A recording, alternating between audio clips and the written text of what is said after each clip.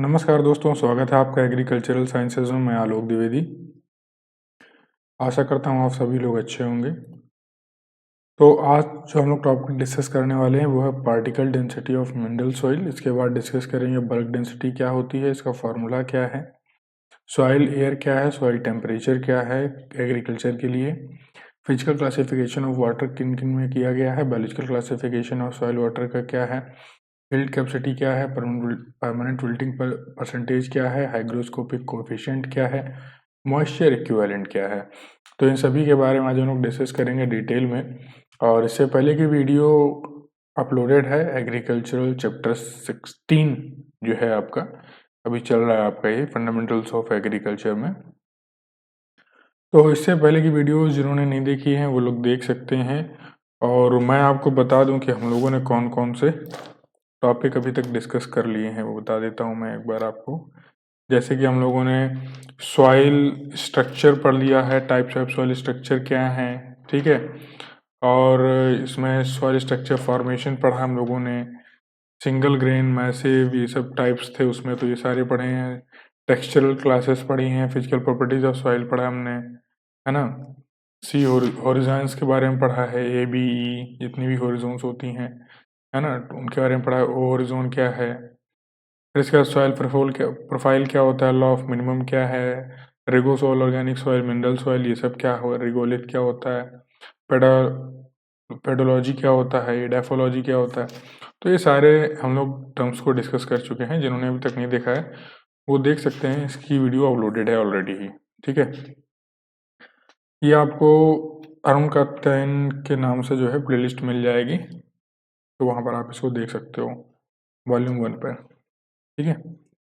तो चलिए हम लोग यहाँ पर स्टार्ट करते हैं डिस्कशन अपना, particle density of mineral soil क्या होता है। देखो सबसे पहले तो मैं आपको बता दूं कि ये जो पार्टिकल सॉइल है, मैं पेन ले लेता हूँ, तो देखो ये कलर रेड कर लेता हूँ इसको। ये जो पार्टिकल सॉइल यहाँ पे लिखा हुआ है ना, पार्टिकल सॉइल कह रहा हूँ, पार्टिकल डेंसिटी, इसका मतलब क्या होता है। देखो पार्टिकल डेंसिटी यानी कि कण घनत्व, ठीक, किसी मिनरल सॉइल का। तो पहले इंग्लिश में देख लो, फिर आपको मैं इसको हिंदी में समझाता हूँ एकदम आसान शब्दों में क्या है। इट इज द मास और the weight of unit volume of solids, soil solids. It is noted as PD, was previously known as a real specific gravity. Particle density of organic matter is equals to 1.1 to 1.4 ग्राम पर centimetre cube, ठीक है।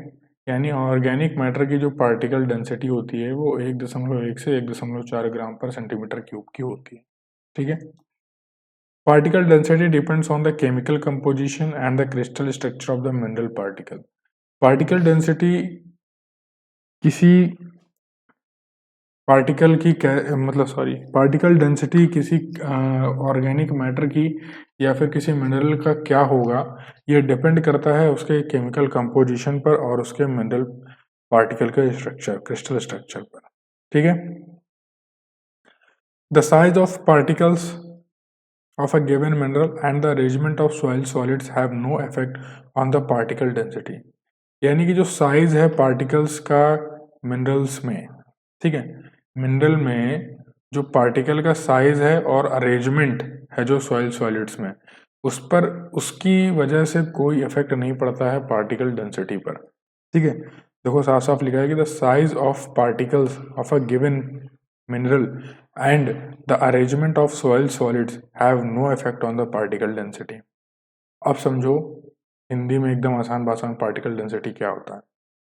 देखो भाई, particle density का मतलब है, जैसे मान लो आप बालू है, ठीक है, बालू का एक छोटा सा कण आप ले लो, ठीक, छोटा सा कण जो आपको जो भी मिल जाए उसमें एक कण, सिर्फ छोटा छोटा छोटा एक कण का जो घनत्व होगा, जो डेंसिटी होगा, ठीक है, वही कहलाएगा पार्टिकल डेंसिटी।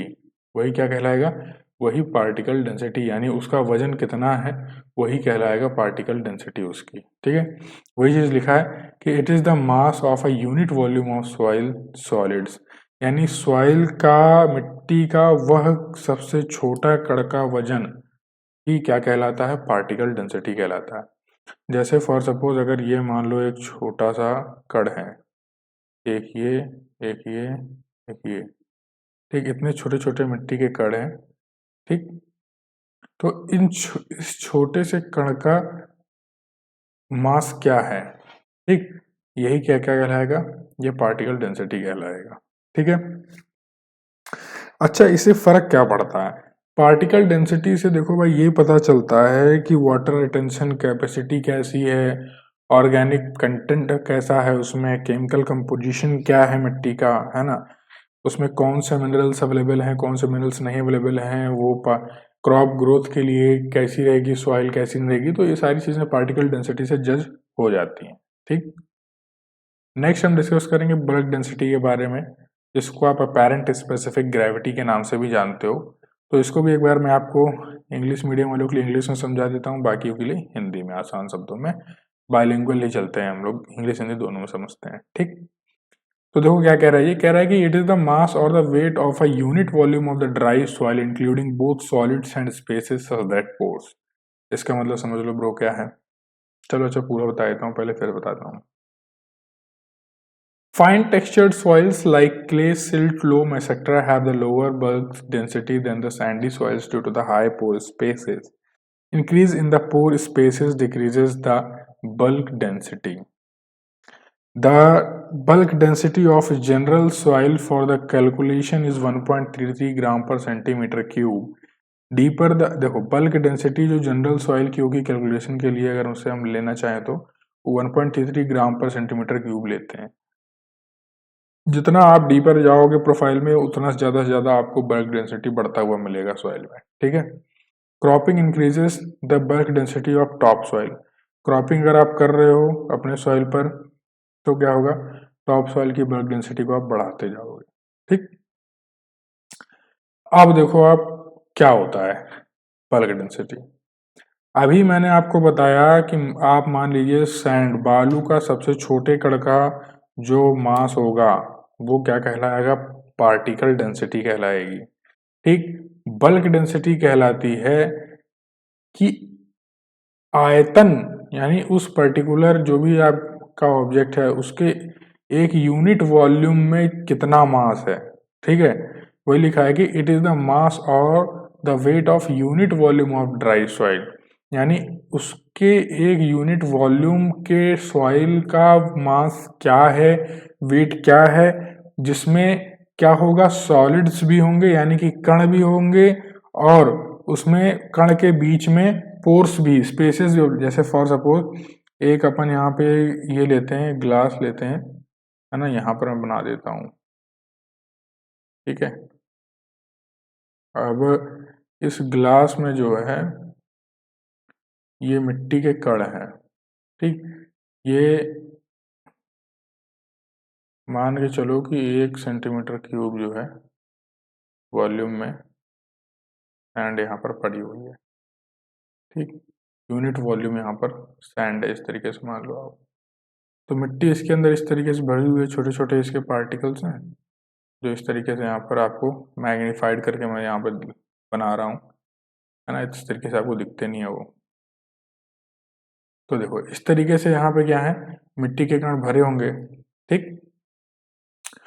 तो मिट्टी के कण या बालू के कण, कुछ भी समझो आप, इसमें दोनों एक ही चीज है, ठीक।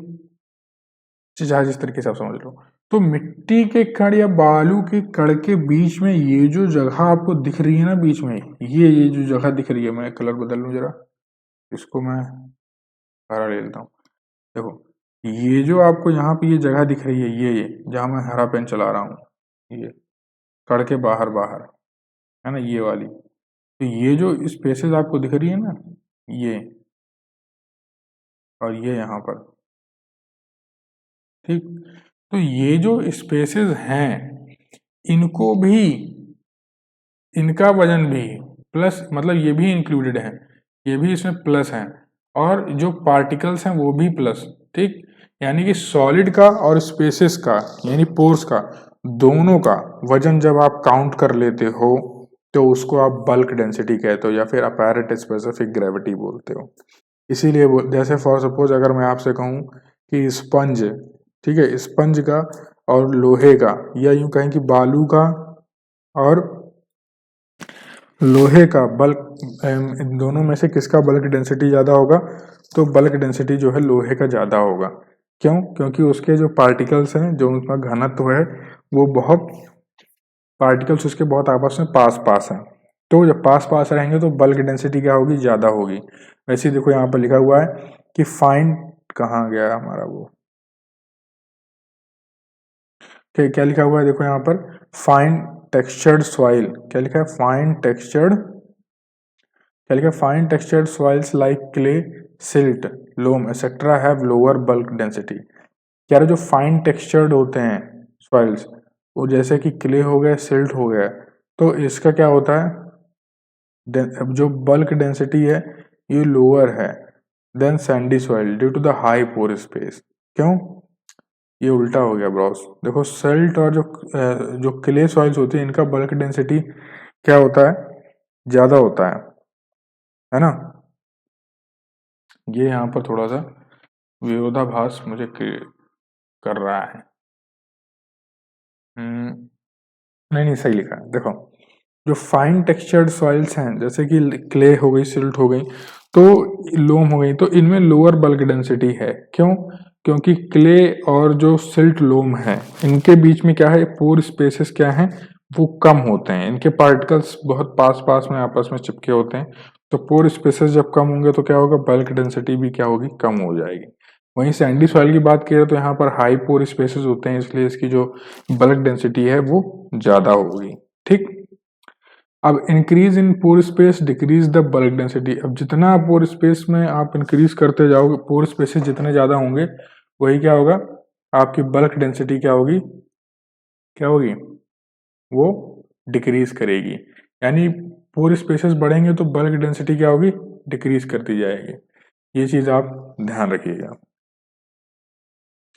नेक्स्ट चलते हैं कि बल्क डेंसिटी, अगर आप जमीन के नीचे की तरफ जाओगे, वर्टिकली अगर आप जाओगे, deeper the profile higher the bulk density, जितना ज्यादा आप प्रोफाइल के नीचे जाते जाओगे उतना ज्यादा आपको बल्क डेंसिटी मिलती आएगी, उतना ज्यादा घनत्व जो है आपको वहां पर मिलेगा। ठीक है।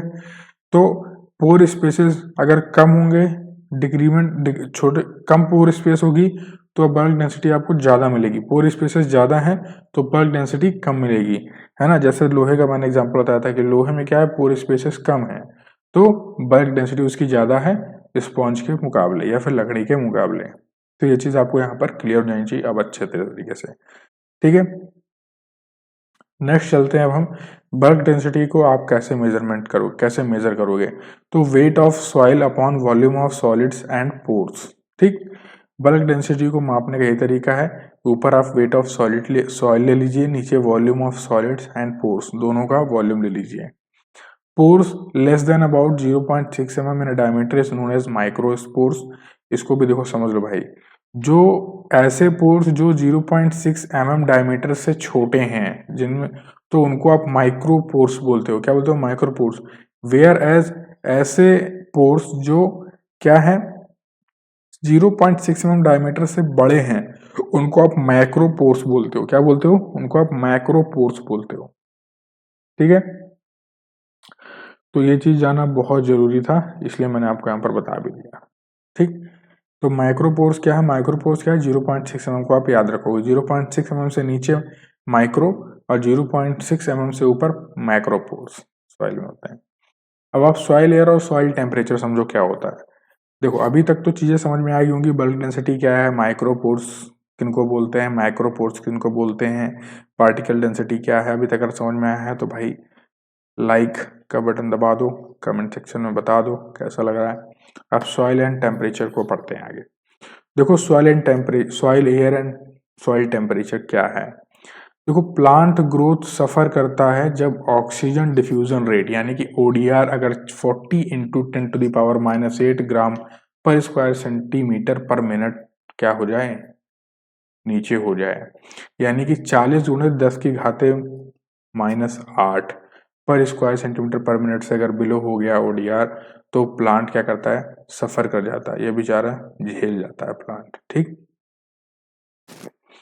तो अगर किसी प्लांट के रूट की ग्रोथ को अगर सीज करना है, अगर प्लांट के ग्रोथ की रेट को सीज करना है, ग्रोथ के रेट को, ठीक है, अगर क्या करना है, सीज करना है, उसकी जड़ों का डेवलपमेंट अगर नहीं करने देना है, ठीक है, अपने पड़ोसी के पेड़ को बिगाड़ना है तो क्या करना है, जो सॉइल आपका एयर होगा, क्या होगा, सॉइल एयर, वो 20 इंटू 10⁻⁻8 ग्राम पर स्क्वायर सेंटीमीटर पर मिनट कर दीजिए उसको, तो उसका जो ग्रोथ ऑफ रूट है वो सीज हो जाएगा, यानी जड़ का विकास उसके होना बंद हो जाएगा। अगर ओडीआर 20 इंटू 10⁻⁸ ग्राम पर स्क्वायर सेंटीमीटर पर मिनट कर दोगे तो।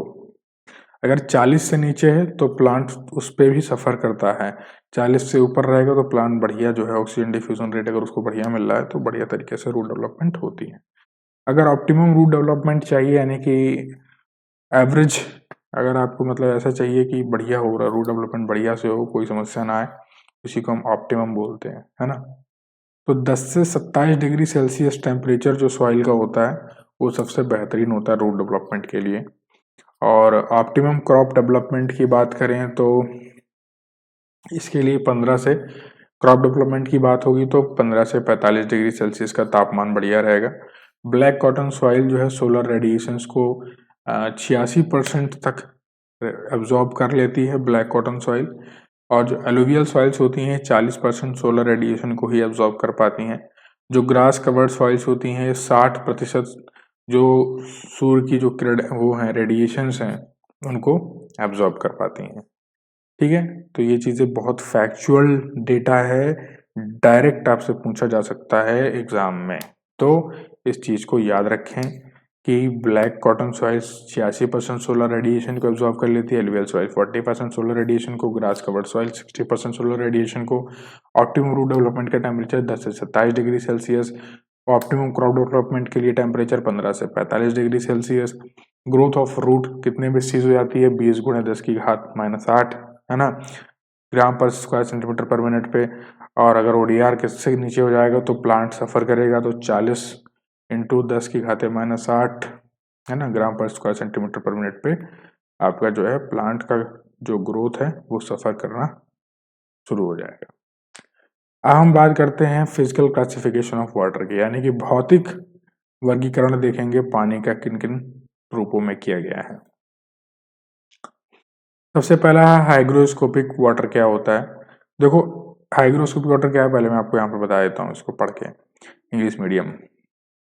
सच वाटर, देखो क्या वाटर है, such water held at hygroscopic coefficient tension varies from 31 to 10,000 atmosphere, held mostly by the soil colloids, mostly non liquid and therefore biologically inactive, moves mostly in the vapour form. अब देखो इतना तामझाम लिखा था यहाँ पर, एकदम आसान भाषा में आपको समझाता हूँ हाइग्रोस्कोपिक वाटर क्या होता है। देखो भाई, हाइग्रोस्कोपिक वाटर यानी हाइग्रोस्कोपिक पानी वो पानी है जो हवा में, हवा की नमी से सोख लिया जाता है। इसके द्वारा सोख लिया जाता है जो आपके सॉइल पार्टिकल्स हैं उनके द्वारा। जैसे कौन कौन सी चीजें हैं जो हवा से नमी को सोख लेते हैं, जैसे अगर मैं बताऊं नमक, अगर आप नमक को खुले में छोड़ दो या फिर पानी को खुले में छोड़ दो या शहद को खुले में छोड़ दो तो क्या होगा, नमक अगर आप खुले में छोड़ दोगे तो क्या करता है, हवा में जो नमी होती है उसको खींच के उसमें थोड़ा सा सीलन आ जाती है। ऐसे ही शहद अगर आप खुले में छोड़ दो तो शहद जो मोटाई होती है शहद की वो पतली हो जाएगी, क्यों, क्योंकि उसमें पानी मिल जाएगा, क्या हो जाएगा, हवा से नमी मिल जाएगी उसमें, ठीक, थोड़ा पतला हो जाएगा, कभी देख लेना आप ऐसा करके। और चीनी भी अगर आप छोड़ दो तो वो भी क्या होती है, थोड़ा सा वो भी उसमें भी नमी आती है, थोड़ा सा लिसलिसाने लगती है ना। तो ये चीज है हाइग्रो। अब आप समझ गए कि हाइग्रोस्कोपिक वाटर क्या है। ये हवा में जो मौजूद नमी होती है उसको जब कोई कण सोख लेते हैं तो वो जो पानी जो सोख लिया गया है वही हाइग्रोस्कोपिक वाटर कहा जाता है उसी को। कैपिलरी वाटर क्या होता है, अब आप ये समझ लो। दूसरा क्या लिखा है, कैपिलरी वाटर क्या होता है, तो such water is present in the capillaries of the water held between the field capacity and the hygroscopic coefficient in the micropores function as the soil solution। देखो भैया कैपिलरी वाटर वही water है, ये वही पानी है जिसको पौधे प्रयोग में ले पाते हैं। यानी हाइग्रोस्कोपिक वाटर को पानी, हाइग्रोस्कोपिक जो पानी है, जो वाटर है, इसको पौधे नहीं अवशोषित कर पाते हैं, इसको नहीं अब्जॉर्ब कर पाते हैं। प्लांट, पौधे सिर्फ कैपिलरी वाटर का ही यूज कर पाते हैं। यही पानी है जो पौधों को मिलता है मृदा में, ठीक है। तो ये पानी जो है किसके बीच में, जब फील्ड कैपेसिटी और हाइग्रोस्कोपिक कोफिशिएंट के बीच में जब होता है, बीच में हेल्ड रहता है माइक्रोपोर्स में, तो यही इसी पानी को आप कैपिलरी वाटर बोलते हो और ये सॉइल सॉल्यूशन की तरह जो है फंक्शन करता है, ठीक। ग्रेविटेशनल वाटर क्या होता है, गुरुत्वाकर्षण पानी क्या होता है? देखो, ये वो पानी है जो free water which drains out, also called the drainage water, usually present in the micropores, undesirable and nutrient leaching takes place downward movement of the water due to the gravitational force. समझो मेरी बात को। देखो, gravitational पानी या गुरुत्वाकर्षणीय पानी जो है वो पानी होता है जो पानी क्या है, वर्टिकल डायरेक्शन में, कैसे डायरेक्शन में, वर्टिकल डायरेक्शन में, यानी कि बना के दिखा देता हूं भाई, मैं क्यों परेशान करूं। देखो, इस तरीके से नीचे की तरफ जो है ये एक परत है मिट्टी की, दूसरी परत हो गई, तीसरी परत हो गई, चौथी परत हो गई, पांचवी परत हो गई, है ना। अब कौन कौन सी परत है ये तो मैंने आपको जो है बताया है इससे पहले वाली वीडियो में। देखो, यही घाटा है, जो लोग वीडियो नहीं देख रहे हैं वो लोग इसी चीज का जो है घाटा उनको रहेगा कि वो हमें हमारे क्वेश्चंस के जो आंसर है वो नहीं बता पाएंगे। सबसे पहले जो परत है आपकी वो ओ होरिजोन है, ठीक है। फिर इसके बाद आपकी ए होरिजोन है, कौन सी, ए होरिजोन। ये हाइलाइटर लिया तो बहुत बड़ा बड़ा लिख जा रहा है, पेन लेते हैं तो छोटा लिखेगा। वो ए होरिजोन हो गया। फिर इसके बाद आपका ई होरिजोन है, ठीक है, ओ ए ई। फिर इसके बाद आप बी होरिजोन कह दो, ठीक है। और भी होरिजोन होते हैं बीच में, ए बी कह सकते हो आप उनको, लेकिन अब उतना हम लोग जो है ध्यान नहीं देंगे उस पर। इसके बाद लास्ट है आपका, मोटा मोटा मैं आपको यहाँ बता रहा हूँ, ये है आपकी सी होरिजोन, ठीक। टोटल आपकी 5 लेयर बना दी है मैंने, ओ ए ई बी सी, ठीक। तो जब पानी ऊपर से नीचे की ओर आता है सी होराइजन के पास तक, या यूं कहें कि जो जहां पर आपको क्या मिलता है, जल स्तर मिल जाता है मिट्टी के अंदर, यानी जहां तक आप समरसेबल कराते हो ना, जहां आप हैंड पंप वगैरह करवाते हो, बोर वगैरह कराते हो, ट्यूबवेल वगैरह, तो जिस जिस जिस गहराई पर आपको पानी मिल जाता है वही ग्रेविटेशनल वाटर, वही ग्रेविटेशनल वाटर ही होता है, एक तरीके से वही ग्रेविटेशनल वाटर ही है, ठीक है। तो आप समझ गए होंगे अब ग्रेविटेशनल वाटर क्या है। तो ग्रेविटेशनल वाटर जब क्या होता है, सतह पर जब पानी फ्री वाटर, यानी कि ऐसा पानी जो ड्रेन आउट नहीं हो पाया है, जिसका ड्रेनेज सही से प्रबंधन नहीं किया गया है उसका, ठीक है, ड्रेनेज जो सुविधा है वो सही से नहीं हो पाई है, वो पानी क्या करता है, नीचे की ओर एब्जॉर्ब हो जाता है, नीचे चला जाता है। और जब नीचे की ओर जाता है तो इससे नुकसान काफी होता है। क्या होता है, जो कि सतह पर जो भी मिनरल्स प्रेजेंट हैं वो इसी के साथ, इसी पानी के साथ, इसी में घुलकर जो है नीचे की ओर चले जाते हैं, और मिट्टी जो है क्या है, मिट्टी की जो उर्वरता है वो कम हो जाती है, मिट्टी की जो फर्टिलिटी है वो कम हो जाती है, क्योंकि न्यूट्रिएंट लीचिंग हो जाती है इसमें, ठीक। तो ये चीज़ बहुत ध्यान देने वाली चीज़ है कि ग्रेविटेशनल वाटर जो है बहुत ज़्यादा ना होने पाए। अगर ग्रेविटेशनल वाटर बहुत ज़्यादा है तो रूट में सड़न भी हो जाएगी, और अगर कम है तो प्लांट मर भी जाएगा, विल्टिंग स्टेज भी आ जाएगी उसमें, ठीक है। तो ये चीज़ ध्यान रखना है। आई होप आप समझ गए होंगे कि ग्रेविटेशनल वाटर क्या है, कैपिलरी वाटर क्या है, हाइग्रोस्कोपिक वाटर क्या है। अब हम समझेंगे biological classification of soil water, यानी बायोलॉजिकल क्लासिफिकेशन किस तरीके से किया गया है सॉइल वाटर का।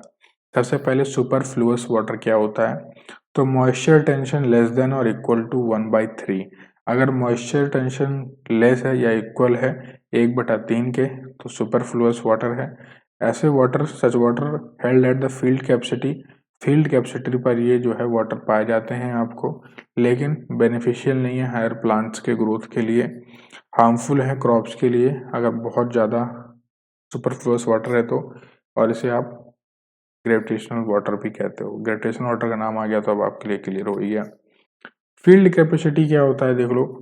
Field capacity is the maximum amount of water that the soil can hold after it has been saturated and allowed to drain, usually for 1 to 2 days।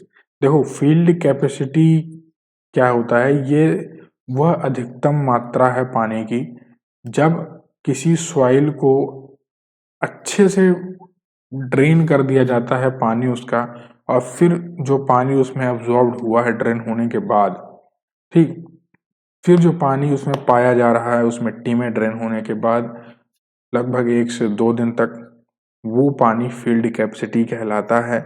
इसी को हम जो है वाटर होल्डिंग कैपेसिटी या water retention capacity के नाम से भी जानते हैं।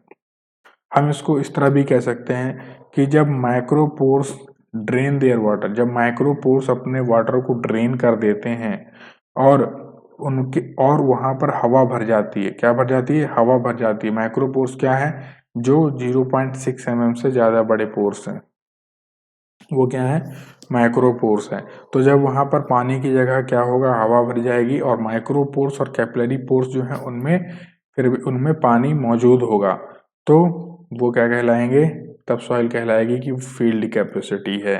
सॉइल में जो वाटर है वो फील्ड कैपेसिटी है।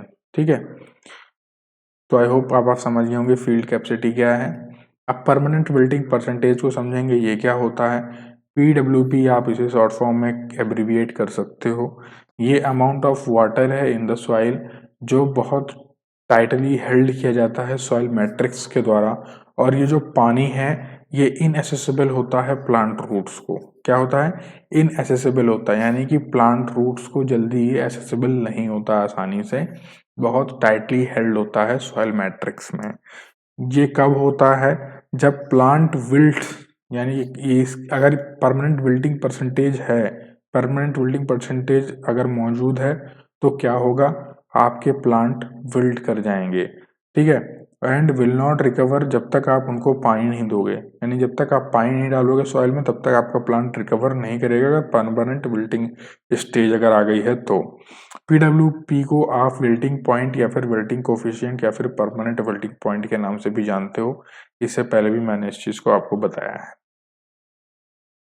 हाइग्रोस्कोपिक कोएफिशिएंट तो आप जानते ही हो, मैंने आपको पहले ही बता दिया था कि after the removal of the liquid water completely from the microspores the remaining water associated with the surface of soil particles, यानी कि जब आप लिक्विड वाटर को कंप्लीटली रिमूव कर देते हो माइक्रोपोर्स से, तो जो पानी अब बचा हुआ है सरफेस ऑफ सॉइल पार्टिकल्स में, वही क्या है, हाइग्रोस्कोपिक कोएफिशिएंट है। ये moisture help at this point, the moisture help at this point is called hygroscopic coefficient. तो इस पॉइंट पर जो पानी मदद करता है वो है हाइग्रोस्कोपिक कोएफिशिएंट। हाइग्रोस्कोपिक कोएफिशिएंट से क्या होता है, अगर ये प्रेजेंट है तो भाई देखो कहीं ना कहीं आपके प्लांट को इमरजेंसी कंडीशन में आपको मॉइस्चर प्रोवाइड कर देगा, लेकिन बहुत ज्यादा नहीं। ठीक, यानी कि जी आने वाला काम रहेगा इसमें। मॉइस्चर इक्विवेलेंट क्या है, होता है, ये समझ लो आप भाई। It is the percentage of water A soil can retain against a centrifugal force that is 1000 times the force of gravity। कह रहा है ये वो पानी का वह प्रतिशत है मॉइस्चर इक्विवेलेंट जिसको सेंट्रीफ्यूगल फोर्स के अगेंस्ट सॉइल रिटेन कर सकती है, जो कि 1000 टाइम्स जो है फोर्स ऑफ ग्रेविटी के होगा। अगर इसको निकालने का सूत्र देखा जाए तो weight of weight soil minus weight of dry soil upon the weight of dried soil into 100 कर दोगे तो मॉइस्चर इक्विवेलेंट आपको मिल जाएगा। ठीक है, और इसका दूसरा सूत्र अगर आप पूछना चाहोगे तो मैं आपको बता दूं, वैसे इम्पोर्टेंट है नहीं वो इतना, लेकिन अगर, चलो छोड़ो उसको मत देखो, वो उसमें कंफ्यूजन हो जाएगा, ये ज़्यादा सही है आपके लिए। Weight of weight soil, oven dry soil, oven जो मेथड होता है मॉइस्चर इक्विवेलेंट निकालने का, वो इसी तरीके से निकालते हैं। Weight of weight soil minus weight of dry soil upon weight of dried soil into 100, dried soil into 100। ठीक है, तो ये चीज़ काफ़ी आसान रही आप लोगों के लिए, है ना, कहीं पर कोई डाउट रहा नहीं मेरे ख्याल से, और है तो कमेंट सेक्शन में ज़रूर बताया करें। इससे आसान शब्दों में तो मेरे ख्याल से शायद ही आपको किसी ने बताया होगा अगर आपने वीडियो देखी होंगी, और नहीं देखी हैं तो अच्छी बात है, आप हमसे जुड़े रहें और ऐसे ही क्रिस्टल एंड क्लियर जो है कॉन्सेप्ट्स आपको हम बताने की पूरी कोशिश करेंगे। तो इसी के साथ दोस्तों, जय हिंद, जय Bharat, have a great day.